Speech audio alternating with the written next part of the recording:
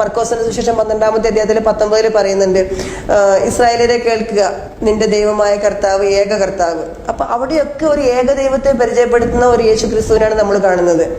അപ്പം ശരിക്കും ആ ഒരു എന്താ പറയാ, ക്രിസ്ത്യാനിറ്റിന്റെ ഒരു തലപ്പത്തിരിക്കുന്ന ആളുകള് അവരുടെ കൈകടത്തലിലൂടെയാണ് ഇന്നത്തെ ക്രിസ്ത്യൻ സമൂഹം പോയിക്കൊണ്ടിരിക്കുന്നത്. ഒരു യഥാർത്ഥ വിശ്വാസത്തിലൂടെ അല്ല ഇന്നത്തെ ക്രിസ്ത്യൻ സമൂഹം പോകുന്നതെന്ന് വ്യക്തമായിട്ട് നമുക്ക് മനസ്സിലാവും അത് പഠിച്ചു കഴിഞ്ഞ് കഴിയുമ്പോൾ.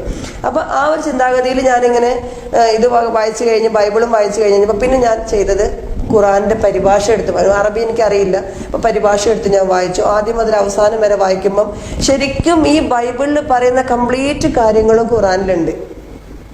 പഴയ നിയമത്തിലതും ഉണ്ട്, പുതിയ നിയമത്തിലതും ഉണ്ട്. നമുക്ക് ബൈബിൾ രണ്ടായിട്ടാണ്, പഴയ നിയമം പുതിയ നിയമമാണ്. പഴയ നിയമത്തിൽ പറയുന്ന കാര്യങ്ങളും പുതിയ നിയമത്തിൽ പറയുന്ന കാര്യങ്ങളും വളരെ വ്യക്തമായിട്ടുണ്ട്. പക്ഷെ ബൈബിളിൽ പറയുന്നത് പോലെയല്ല, അതിന്റെ കൃത്യമായ രൂപത്തിലാണ് ഖുറാനിൽ കൊടുത്തിട്ടുള്ളത്.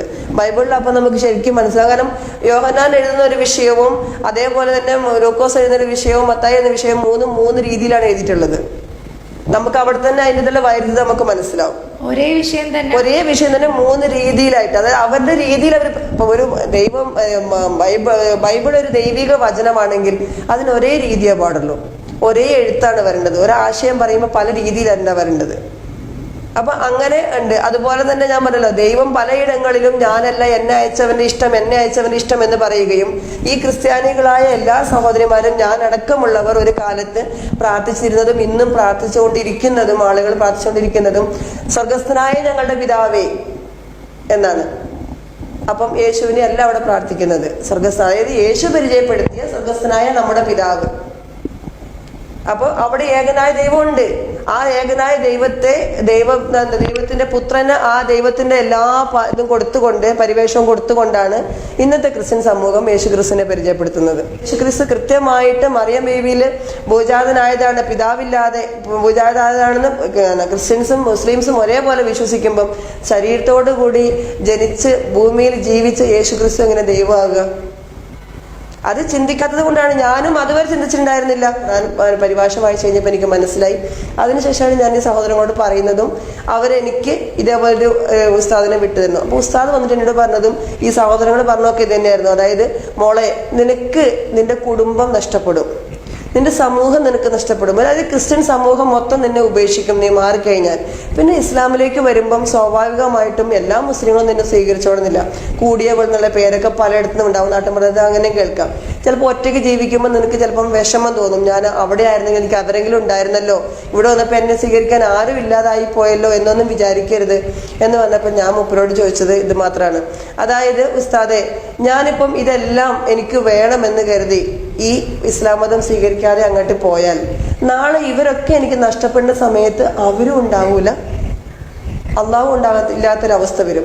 പക്ഷെ എനിക്ക് അള്ളാഹു മതി, ഇനി അവരൊക്കെ നഷ്ടപ്പെട്ടാലും പ്രശ്നമില്ല, എനിക്ക് അള്ളാഹു മതി എന്ന് കരുതി ഞാൻ ഇസ്ലാം മതം സ്വീകരിക്കുകയാണെങ്കിൽ ഇനി ഇവരൊക്കെ നഷ്ടപ്പെട്ടാൽ തന്നെ എനിക്ക് അള്ളാഹ് ബാക്കിയുണ്ടാവും എന്ന് പറഞ്ഞപ്പം, ഞാൻ നിനക്ക് അടുത്ത ആഴ്ച നീ ഒന്നും കൂടെ ചിന്തിച്ച് നോക്ക്, എന്നിട്ട് നിനക്ക് ഞാൻ കലിമ ചൊല്ലിത്തരാം എന്ന് പറഞ്ഞ ഉസ്താദ് ആ സമയം തന്നെ എന്നോട് പറയാണ്, മോളെ, ഞാൻ ഇപ്പൊ തന്നെ കലിമ ചൊല്ലിത്തരാം. അതായത് ഞാൻ പറഞ്ഞു, ഞാൻ എന്റെ ആഗ്രഹം പറഞ്ഞപ്പോഴും അവിടുന്ന് അവരെന്നെ പിന്തിരിപ്പിക്കുക ചെയ്തത്.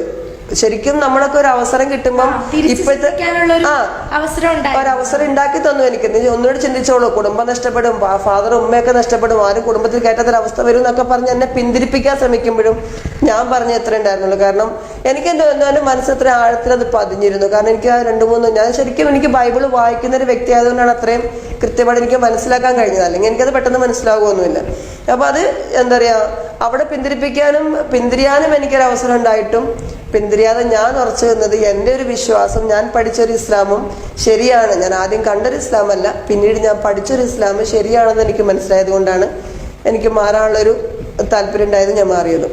ഞാൻ വന്നതിന് ശേഷം വിവാഹത്തിന്റെ സമയങ്ങളൊക്കെ വന്ന് എല്ലാം ആയി കഴിഞ്ഞപ്പം എൻ്റെ അമ്മ ആദ്യം പോയിട്ട്, തൊട്ടടുത്താണ് പള്ളി, അങ്ങാടിയൊക്കെ അടുത്താണ്, പള്ളിയിൽ പോയിട്ട് അച്ഛനോട് പറഞ്ഞു, അച്ഛാ, എൻ്റെ മോൾ ഇങ്ങനെ തലതിരിഞ്ഞു പോയി, അപ്പോൾ അവളുടെ കല്യാണമാണ്, മുസ്ലിമായിട്ടാണ് വന്നിട്ടുള്ളതെന്നൊക്കെ പറഞ്ഞ അമ്മയുടെ വിഷമം പറഞ്ഞപ്പം അമ്മ എന്നോട് വന്നിട്ട് പറഞ്ഞാണ് കേട്ടോ, എനിക്കറിയില്ല, അച്ഛൻ പറഞ്ഞ പോലെ അമ്മ എന്നോട്, നിങ്ങൾ എന്തിനാ വിഷമിക്കുന്നത്, അവള് മാറിയിട്ട് 4 കൊല്ലായില്ലേ, ഇതുവരെ നിങ്ങൾക്ക് അവള് തരേണ്ടതൊക്കെ തന്നിട്ടില്ലേ, നിങ്ങളെ അവള് സ്നേഹിച്ചിട്ടില്ലേ, നിങ്ങളുടെ അടുത്തേക്ക് അവള് വന്നില്ലേ, നിങ്ങളെ കൊണ്ട് തന്നെയല്ലേ അവള് കല്യാണം നടത്തിച്ച് തിരിച്ചു പോകുന്നത്, അല്ലാതെ അവൾ ഒറ്റയ്ക്ക് ഇറങ്ങിപ്പോയതൊന്നും അല്ലല്ലോ. അപ്പം അവിടെ നിങ്ങളെ സംരക്ഷിക്കുന്ന ഒരു മകളാകുമ്പോൾ നിങ്ങൾ എന്തിനാ വിഷമിക്കുന്നത്? നിങ്ങളെ സ്നേഹിക്കുന്ന ഒരു മകളല്ലേ അവള്. ഇന്നും അൽഹംദുലില്ലാ എൻ്റെ അമ്മയുടെയും എൻ്റെ കുടുംബത്തിൻ്റെയും കൂടെ നിൽക്കാൻ കഴിയുന്നു, അവർക്കൊപ്പം ഉണ്ട് ഞാൻ എന്നുള്ളത് തന്നെയാണ് എൻ്റെ ഏറ്റവും വലിയ സന്തോഷം. സ്ത്രീകൾക്കാണെങ്കിലും പുരുഷന്മാർക്കാണെങ്കിലും വളരെ ഫ്രീഡമായിട്ട് ശരിക്കും ഫ്രീ ആയിട്ട് ജീവിക്കാൻ പറ്റുന്ന ഒരു അന്തരീക്ഷം ഇസ്ലാമിലുണ്ട്. പക്ഷെ ഞാൻ ആദ്യം കണ്ടിരുന്ന ഒരു പർദ്ദയിട്ട ഒരു സ്ത്രീയുടെ ആ ഒരു കൺജസ്റ്റഡ് ഒന്നും ഞാൻ എനിക്ക് ഫീൽ ചെയ്തിട്ടില്ല ഇന്ന് വരെ. സത്യം പറയല്ലേ, ഞാൻ എന്നും പറഞ്ഞിട്ട് പോകാൻ ആഗ്രഹിക്കുന്ന ഒരു വ്യക്തിയാണ്. ഇനിയിപ്പം അവൃത്ത് മറയ്ക്കാന്ന് പറയുമ്പോൾ പർദ്ദന്റെ നിർബന്ധമൊന്നും അല്ല. നമുക്ക് നമ്മുടെ അവൃത്ത് കാണാത്ത രീതിയിൽ നമുക്ക് ഏത് രീതിയിലുള്ള വേഷം നമുക്ക് നടത്താം, ധരിക്കാം. പിന്നെ സ്ത്രീ എന്ന പേരിലാണ് മുസ്ലിം സമൂഹത്തെ ഒരു പരിധിവരെ എല്ലാവരും ടാർഗറ്റ് ചെയ്തിട്ട് ഇങ്ങനെ എന്താ പറയുക മുൾമുനയെ നിർത്താറുള്ളത്. സ്ത്രീക്ക് സ്വാതന്ത്ര്യമില്ല, സ്ത്രീക്ക് വേഷത്തിന് സ്വാതന്ത്ര്യമില്ല, വേറെ ഒന്നിനുമില്ല. പക്ഷെ അവിടെയൊക്കെ സ്ത്രീ കൃത്യമായിട്ടും പൂർണ്ണ സ്വാതന്ത്ര്യമാണെന്ന് തന്നെയാണ് എനിക്ക് മനസ്സിലാവുന്നത്. ദൈവത്തിന്റെ സൃഷ്ടിപ്പ് തന്നെ അങ്ങനെയാണ്. കാരണം നമുക്ക് ഖുർആനിൽ കൃത്യമായിട്ട് പറയുന്നുണ്ട്, പുരുഷനെ സൃഷ്ടിച്ചതുപോലെ അല്ല സ്ത്രീയെ സൃഷ്ടിച്ചിട്ടുള്ളത്, വികാരങ്ങളും അവർക്ക് ഒരുപോലെയല്ല. അമ്മയ്ക്ക് ഇപ്പോ നിങ്ങൾ കാണുമ്പോ ആ ആദ്യത്തെ ഒരു ബുദ്ധിമുട്ടൊന്നും ഇല്ല? ഇപ്പൊ തോന്നാറില്ല. ഇപ്പൊ ഞാൻ പറഞ്ഞിട്ട് പോവാറുണ്ട്, പറഞ്ഞിട്ട് സന്ദർശിക്കാറുണ്ട്, വീട്ടിൽ തന്നെ ഇറങ്ങാറുണ്ട്. എൻ്റെ അമ്മ ഇവിടെ വന്ന് നിൽക്കാറുണ്ട്, എൻ്റെ കൂടെ വന്ന് നിൽക്കാറുണ്ട്.